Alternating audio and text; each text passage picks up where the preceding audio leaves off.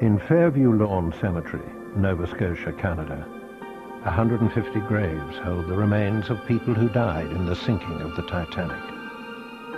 The bodies were recovered within days of the tragedy, but many could not be identified. Today there are only numbers on silent stones. At the top of a gentle slope is a monument to the youngest victim, a small boy, a symbol for all who lost their lives in the cold waters of the North Atlantic. With 43 others, his identity has been hidden for nearly a century. The unknown child had a name when he died, and I thought that he was entitled to get that name back. Though the tragedy occurred some 90 years ago, there are families who still wonder if relatives lost on the Titanic lie in one of the unmarked graves in Halifax. I had prayed and prayed that I would get something to help me find my grandmother. Now an ambitious project has been launched to solve the mystery of Titanic's anonymous victims. In an effort to reunite the lost with their living relatives, a new chapter in Titanic's tragic story is being written.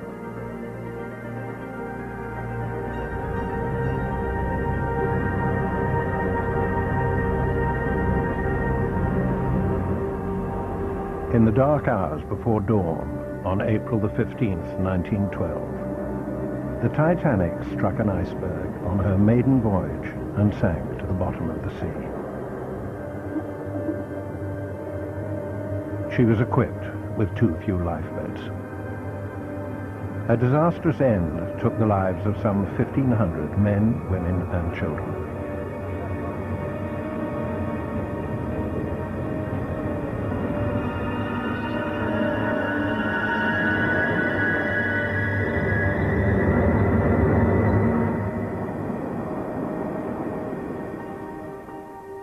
Within 24 hours of the Titanic sinking, the ship's owners, the White Star Line, were rushing to send a team of Canadian sailors to the scene.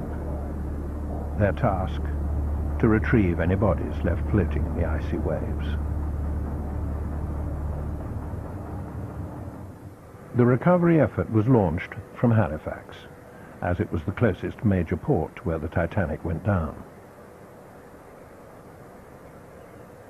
The cable ship Mackie Bennett loaded supplies for her grim mission. Tons of ice, more than 100 wooden coffins, embalming supplies, and many rolls of canvas. The volunteer crew was offered double wages for the dark days ahead. They left Halifax on April the 17th and set a course 1,300 kilometers southeast to the area of the wreckage. 4 days later, the sailors awoke to a sight that many would never forget.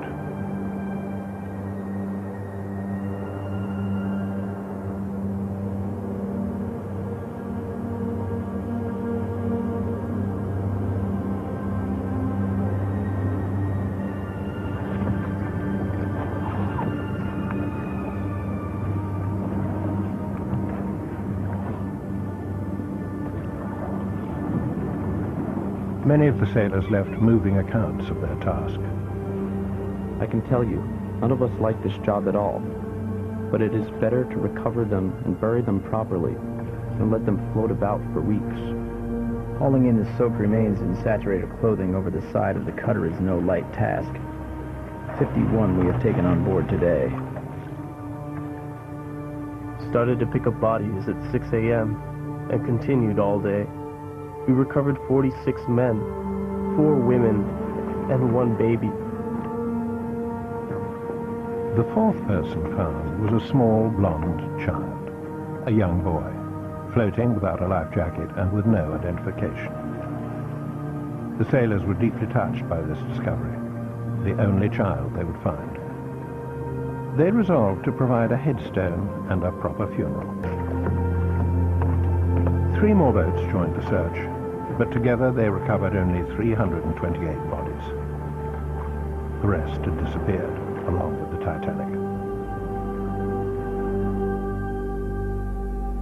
The grief-stricken families of almost 1,300 passengers never knew what became of their lost kin. Most assumed they went down with the ship, but some are now convinced their relatives' bodies were among those recovered. One of them is Joan Allison. She believes her grandmother, Catherine Wallace, is buried in the cemetery in Halifax. The real closure would be to have a proper stone with her name on it. 35-year-old Catherine Wallace was one of only 23 women hired for the Titanic's maiden voyage. As a matron in third class, it was Catherine's job to tend to the needs of the immigrant passengers.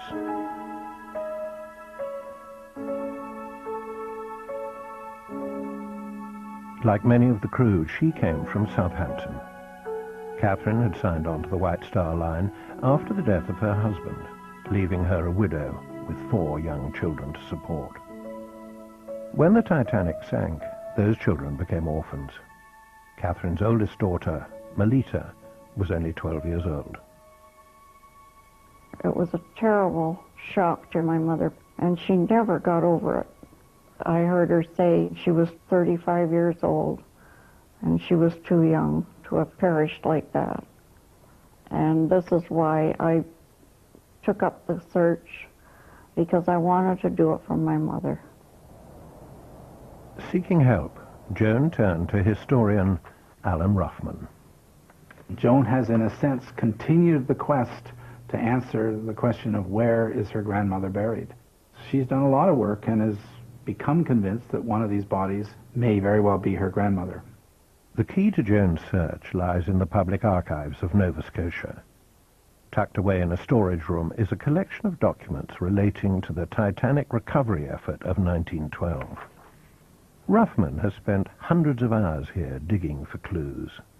The archives contain photographs, letters, and the biggest lead of all, coroner's reports for all of the bodies found at sea.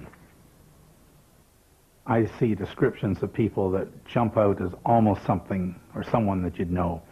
And I think surely if these were handed out to the families back in Southampton or other families, people would have said, that sounds like our son, that sounds like our daughter. But those sorts of connections didn't seem to be made very often. Perhaps not in 1912. But decades later, Joan Allison has connected her grandmother to a description of body number 281. The woman that was unidentified was 30 years old, and she had light brown hair and blue eyes. And in my heart, and with the rest of the family, we feel that that was my grandmother. Can bodies nearly a century old still be identified? Some 2,000 kilometers west of Halifax, in Thunder Bay, Ontario, scientists at Lakehead University's Paleo-DNA laboratory specialize in the retrieval of old or degraded DNA. Ruffman joined forces with biological anthropologist Ryan Parr to launch the Titanic Identification Project. The nice thing about the science is that it's impartial. It's not emotional. So that's the means here of getting at the truth. Hopefully there will be an answer. The plan is to open the grave of body number 281.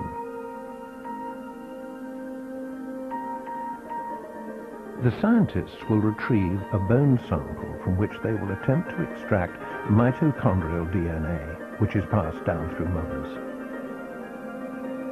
Before they disinter the body, Joan provides a blood sample to Parr's team for a DNA comparison. If they get a match, Joan can finally put her grandmother's name on a headstone. With a plan in place to help Joan Allison, Ruffman and Parr see an opportunity to try and identify other Titanic victims. Ruffman is drawn to the story of the only child recovered by the men of the Mackie Bennett. From the moment he was first brought ashore, body number 4 was thought by many to be that of Gösta Leonard Poulsen, the son of Swedish passenger Alma Poulsen. The child's age and clothing supported this theory. Though buried as the unknown child, body number 4 is listed in some of the records as Baby Polson. And Alma's grave in the Fairview Lawn Cemetery is just a few meters away from his monument. There has never been a way to determine if they are in fact mother and son. Until now. DNA technology may finally provide the answer. Wilson and her 4 children set sail on the Titanic to join husband and father Niels in America.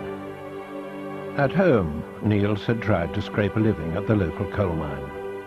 Conditions in Sweden were harsh. When Niels joined a strike, he lost his job and was forced to leave the country.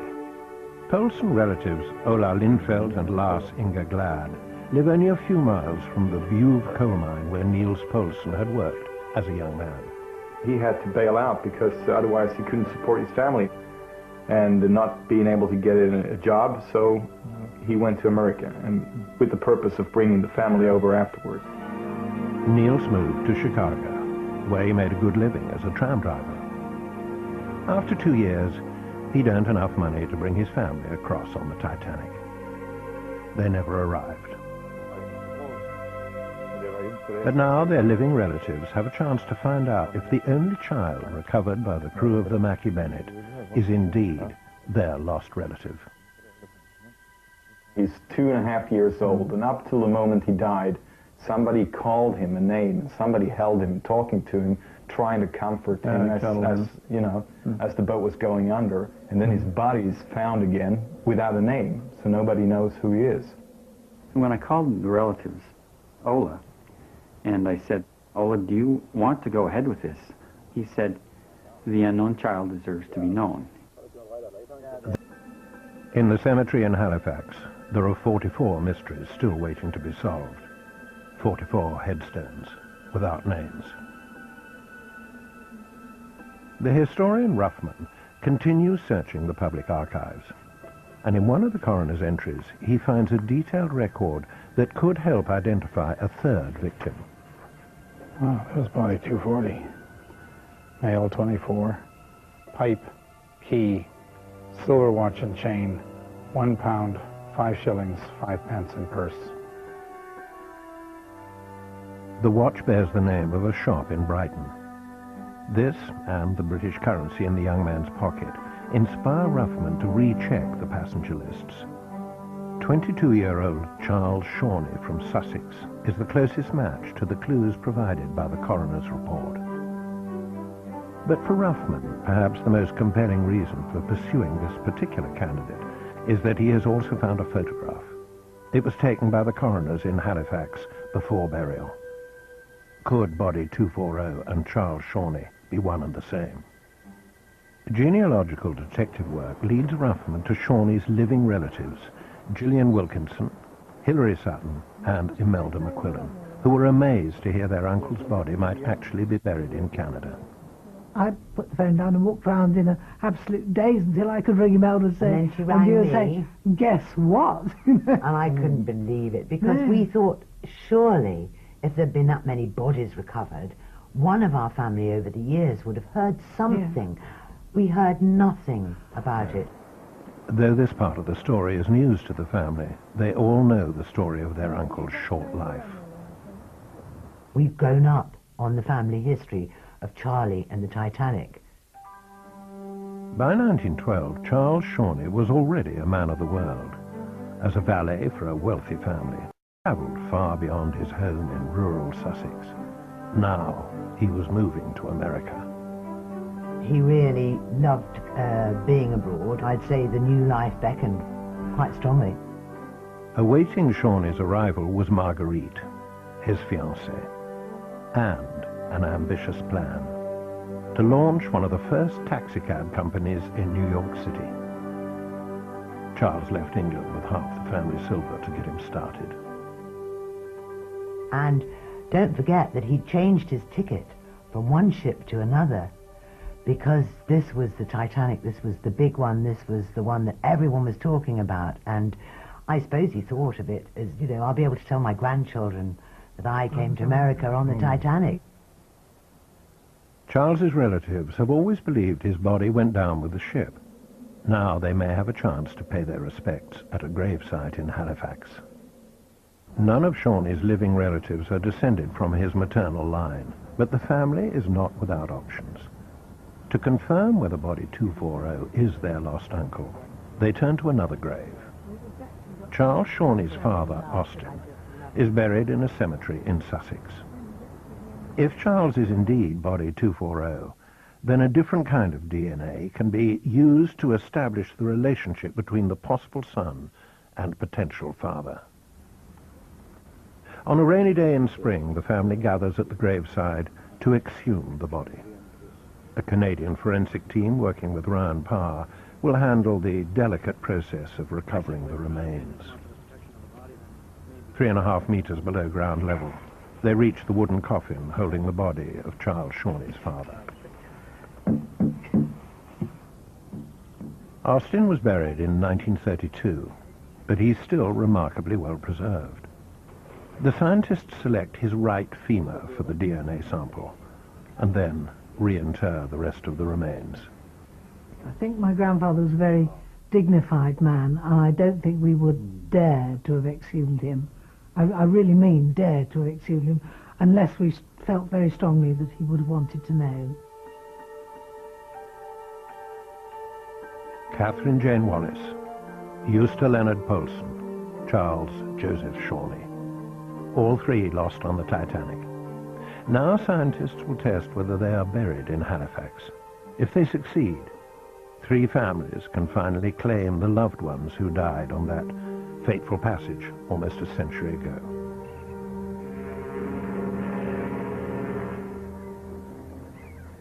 On a sunny day in Southampton, England, the Titanic prepares to set sail.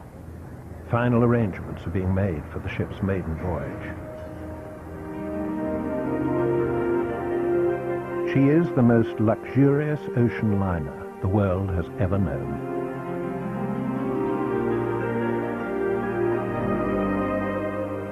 But the Titanic is far more than a cruise ship for the elite.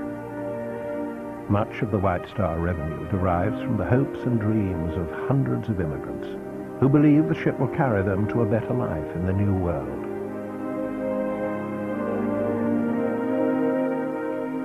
Steerage accommodation is a far cry from first class, but still a step up from what most third-class passengers would have been used to at home. Yes, indeed, you'd be in fairly crowded rooms on some occasions, but you did have running water, you had the opportunity to bathe.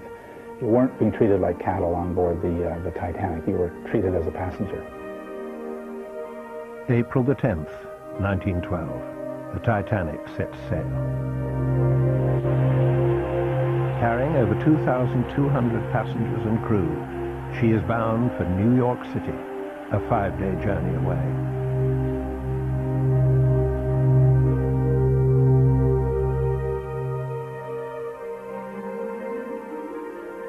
The night of April the 14th begins innocently enough. The sea is calm, and the passengers are enjoying their journey. Deep below deck, Alma Polson probably tucks her children into bed early. Brother Paul, the two Torborg and Stina, and little Eusta, just 2 years old.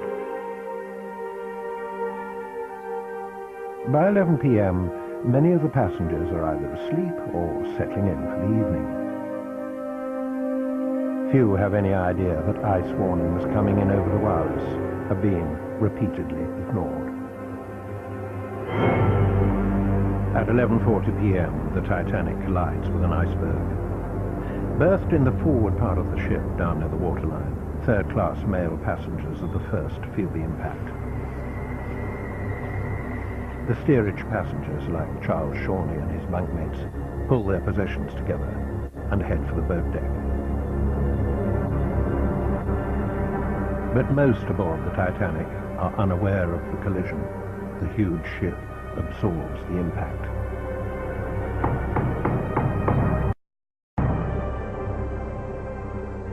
Alma was down in the bowels of the ship in third class, along with a good number of other Scandinavians and Europeans, and she would have had her hands full. It takes time for Alma to rouse and dress her 4 children.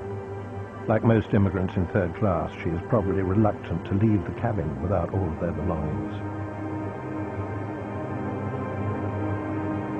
Higher-paying passengers were given greater assistance, according to historian David Glasher.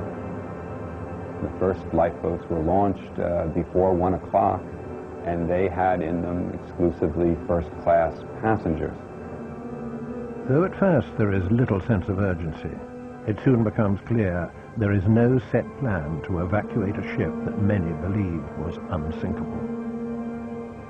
The problem was, the deeper you were in the ship, the less you knew about how to get up to the boat deck. You didn't really know where it was. There had been no lifeboat drills for the passengers.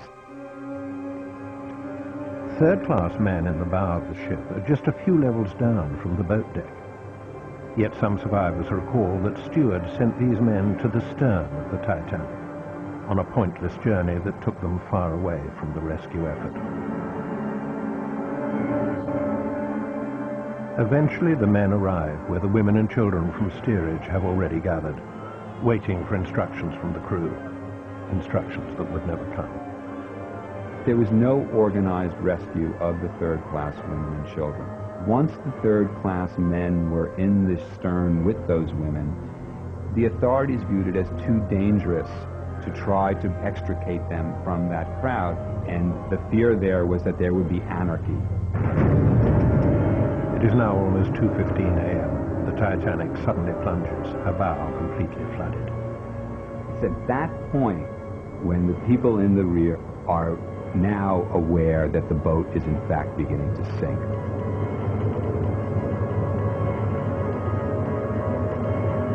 August Wennerström, another passenger from Sweden, is one of the few third-class men who will live to remember that night. For the first time, there was a feeling of panic. Husbands sought for their wives and children, friends for friends, families gathered together. Now hundreds and hundreds and hundreds of people, both the men and the women, rushed up to the boat deck. They came up just at the time when the ship was about to break apart and to sink. And they were simply faced only with moments to go.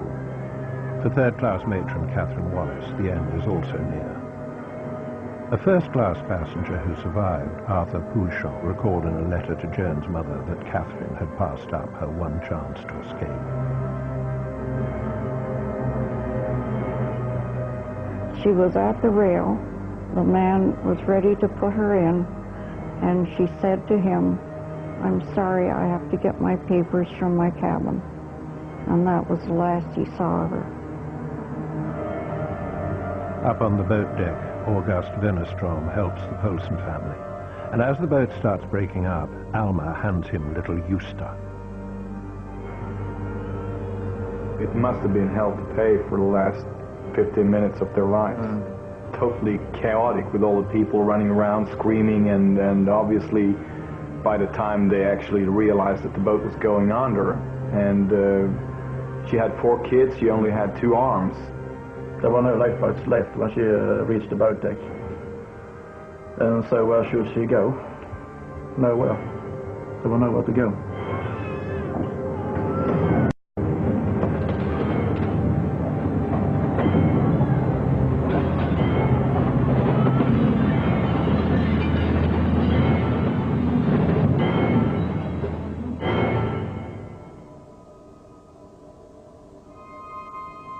At 2:10 in the morning, the violent break-up of the ship threw terrified passengers into the ocean, the grim task of processing the remains.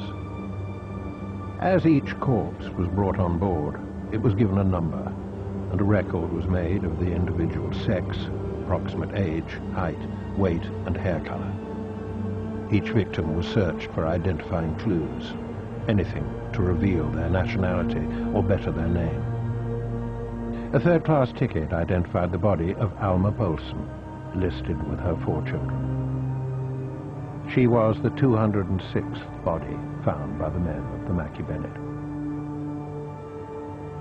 All personal effects were catalogued and carefully stored in canvas bags marked with the body number.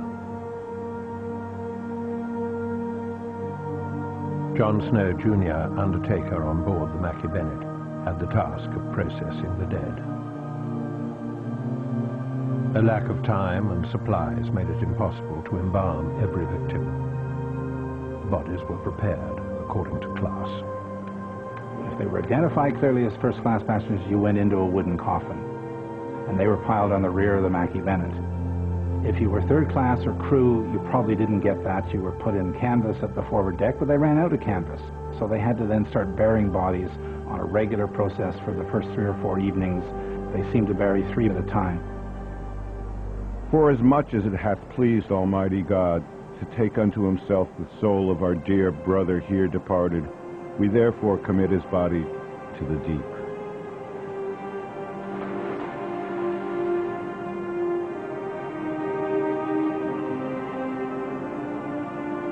Of the 328 bodies found by the 4 rescue ships, 119 of the most battered or decomposing were buried at sea, 60 without names.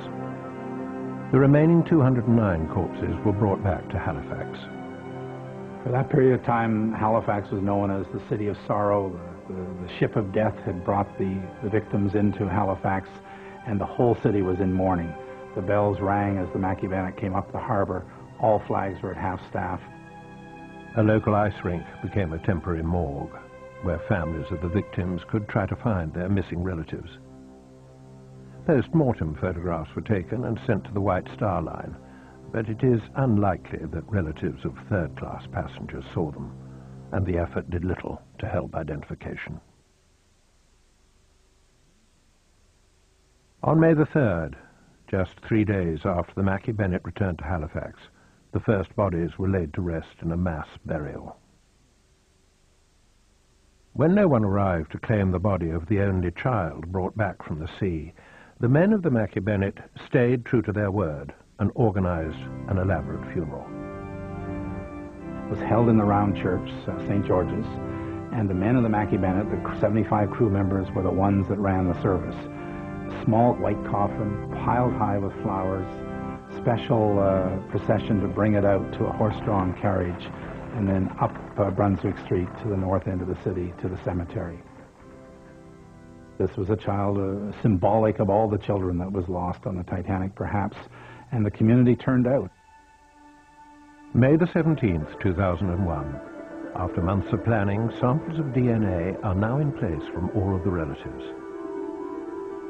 The Titanic identification team is ready for the next big step, the exhumations.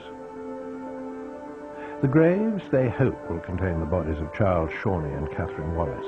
240 and 281 lie side by side in Fairview Lawn Cemetery at the bottom of a long slope. The team starts here with a mechanical digger.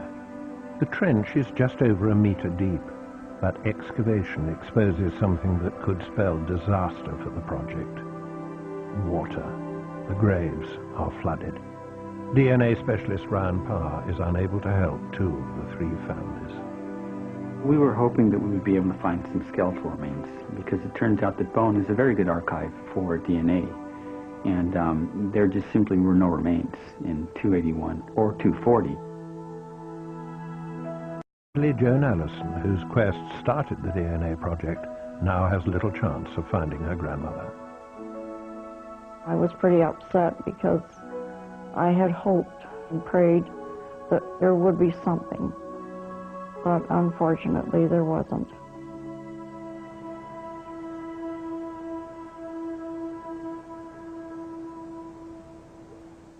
Though the relatives of Charles Shawnee, too, can no longer obtain a DNA sample, there is still one piece of evidence that could help them establish a link to the grave in Halifax.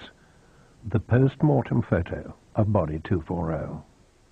You haven't seen this? Gillian, her sister and brother, study it closely, hoping to see a resemblance to their Uncle Charles. The general shape of the face could well be similar. You see the way the chin protrudes there. As it does in exactly the same way there. That's right. And it's a very similar type of nose as far as one can tell. Yes.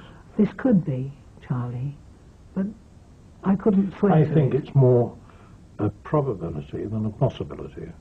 I think it's very sad. It is very sad. It's something I quite dreaded seeing the first time I saw it, because that's some mother's son, whether it's ours or not.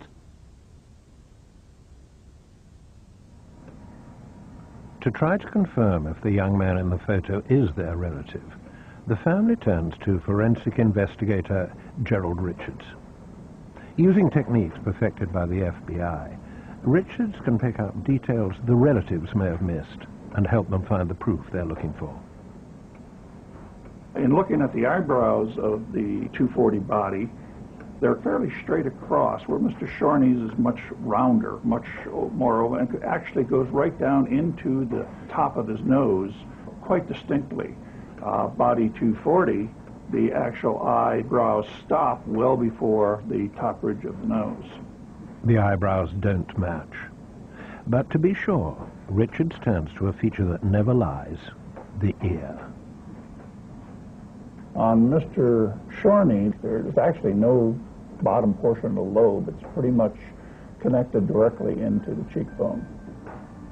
On body 240, when we look at the lobe, we can see that it's much thicker here and actually has a curvature that comes up and back into the cheekbone, forming a flap of the lobe there all the way across. The distinct differences in the characteristics which I'm seeing right now as we're looking at the screen pretty much indicate to me these are two different people.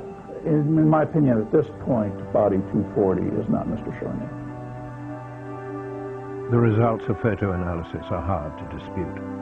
Yet for Charles Shorney's relatives, evidence is only one side of the story. I think my reaction when we heard that you had no conclusive evidence from the grave was that perhaps there was a little wry laughter in heaven, because they're all dead. They all know where they were. The graves of bodies 240 and 281 have proved empty. There is still one final body to exhume, and one last shot at an identification. At the top of the slope, the unknown child escaped the flooding that completely destroyed the other skeletons. The remains are sparse. They include 3 teeth and 1 tiny piece of bone. My take on this is that the unknown child is giving us a chance to identify him. Are we too late? We don't know yet. The teeth and the bone fragment travel to Lakehead University, to the lab of biological archaeologist Dr. L. Malto. Malto refers to similar bone fragments in his extensive collection. I identified it as a tiny piece of bone from the right ulna, which is a bone in the forearm. And so this was the bona fide piece of human bone, the last piece of human bone that this little child had. One extra factor allowed the fragment of bone to survive. As a final token of their commitment to the small boy they had recovered from the sea, the men of the Mackie Bennett commissioned a copper plaque with the words, "Our babe," for the little white coffin. We think that the baby's arms might have been crossed, and so the plaque came to rest on the right arm and probably right near the upper end of the ulna. Copper ions from the plaque bonded with bone tissue and acted as a preservative. Without the memorial, the bone would have dissolved years ago. I'm not very religious, but from my perspective, that was a little sign. A sign that we're going to do this, we're going to get the unknown child eventually identified.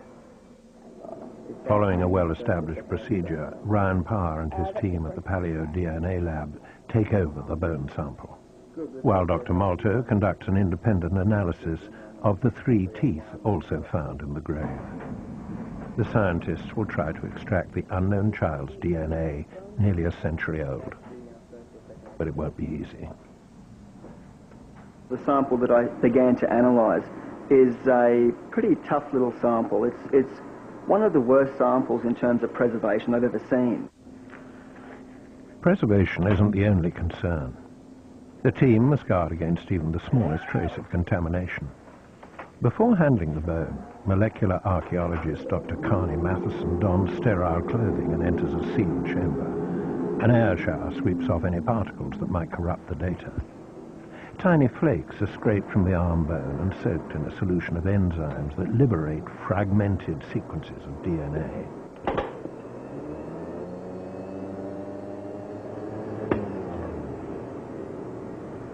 These fragments are then copied and loaded into a gel.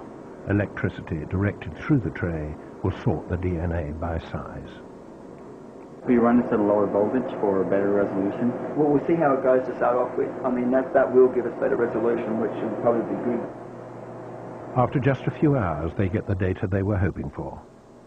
From a bit of weathered bone, they've successfully taken the genetic fingerprint of a child dead for over 90 years. Now they have a chance to identify him. This is 16210 to 16401. Yeah. Beautiful, beautiful. That's the most reliable one we've got. So, I mean, we'll sequence that, check it out with the other one, the other team. Excellent. Yep. It's amazing the bone actually survived at all.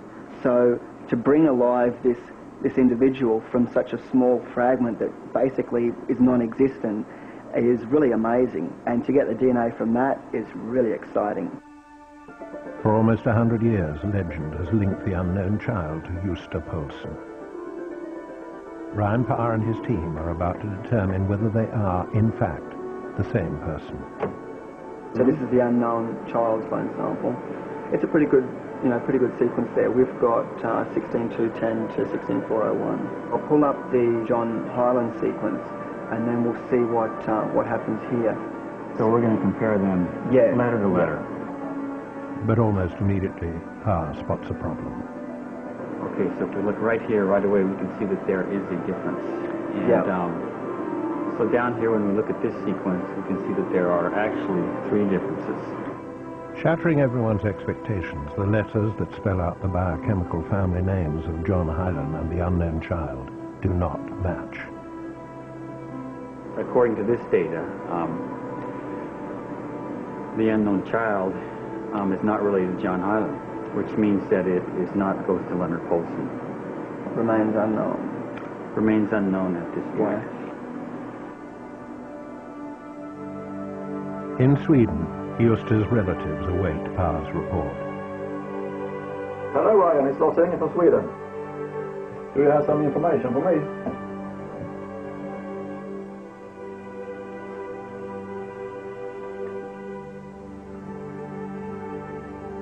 So, do you have any idea who it could be?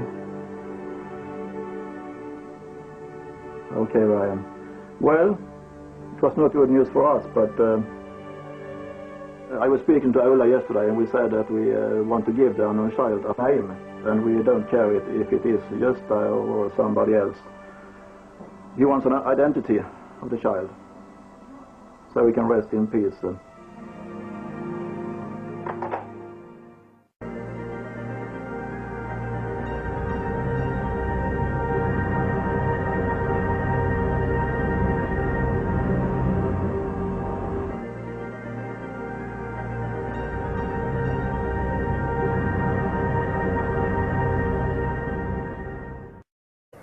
The volunteer crew was offered double wages for the dark days ahead. They left Halifax on April the 17th and set a course 1,300 kilometers southeast to the area of the wreckage. 4 days later, the sailors awoke to a sight that many would never forget.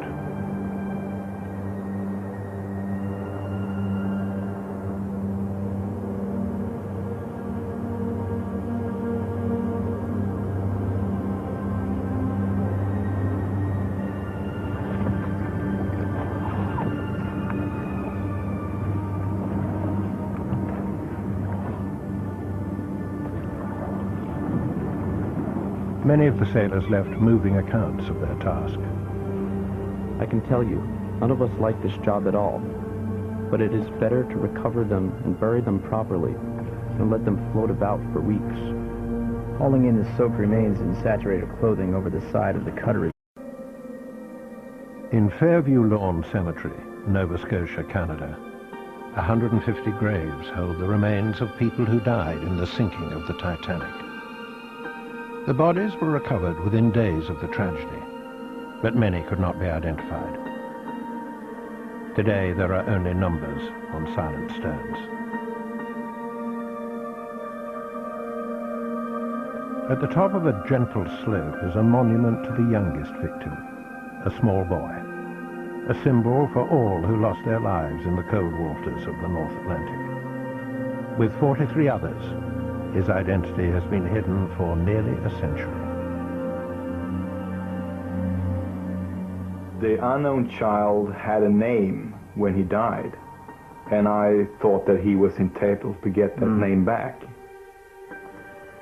Though the tragedy occurred some 90 years ago, there are families who still wonder if relatives lost on the Titanic lie in one of the unmarked. No light task. 51 we have taken on board today. Started to pick up bodies at 6 a.m. and continued all day. We recovered 46 men, 4 women, and 1 baby. The fourth person found was a small blonde child, a young boy, floating without a life jacket and with no identification. The sailors were deeply touched by this discovery, the only child they would find. They resolved to provide a headstone and a proper funeral. 3 more boats joined the search, but together they recovered only 328 bodies. The rest had disappeared along with the Titanic. The grief-stricken families of almost 1,300 passengers never knew what became of their lost kin. Most assumed they went down with the ship, but some are now convinced their relatives marked graves in Halifax. I had prayed and prayed that I would get something to help me find my grandmother. Now an ambitious project has been launched to solve the mystery of Titanic's anonymous victims. In an effort to reunite the lost with their living relatives, a new chapter in Titanic's tragic story is being written.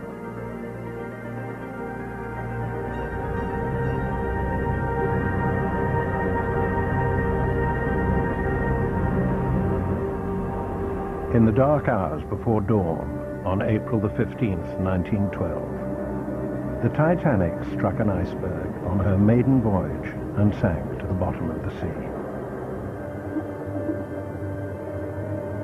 She was equipped with too few lifeboats. A disastrous end took the lives of some 1,500 men, women, and children.